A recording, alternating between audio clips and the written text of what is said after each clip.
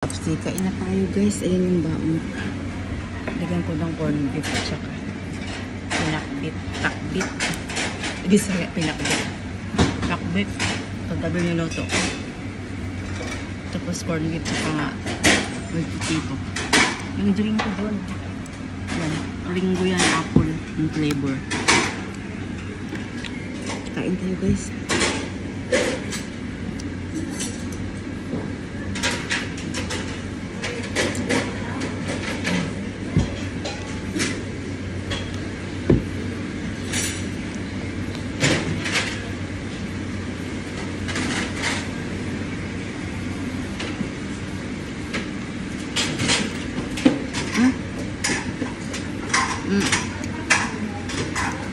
Sa bahay kasi guys, nilagyan ko pa ito ng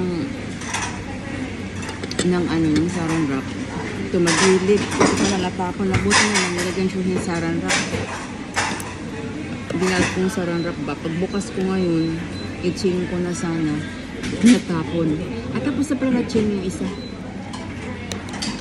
Itong carpet ito. Nakarip yan doon. Mainit mo na kung ayaw mo mag-order. Tatso nila. Ito yung ano, hindi pag kumain hindi mag-scattered yung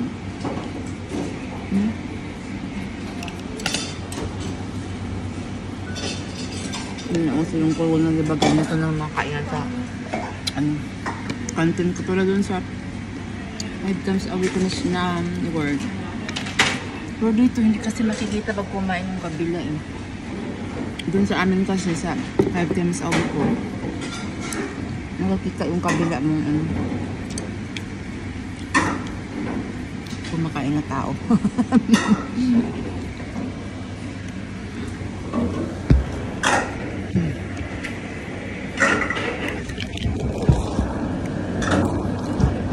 Yan, nakikita siya. Magbinti ito yung sombrero. Ah.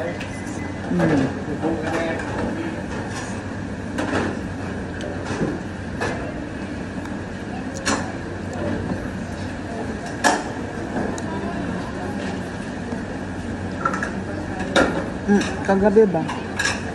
Pag-uwi sa party, nakita ko yung nagtitinda ng gulay.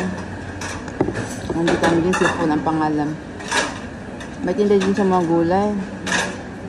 Yung isang sito doon sa Janice pala yun, nakikita kami dyan sa train station pag akit kami sa station. Kaya anong dadala? Ang dami ko ng dadala. Sabi ko, bumili kami ng upo. Balantiyan sa Bisaya. Ang laki, ganyan, kahaba o. 500 lang yan. Guhak yan. Kami, hiwain ko yun. Ilagay ko sa freezer. Yun lang kasi sabi sa watching.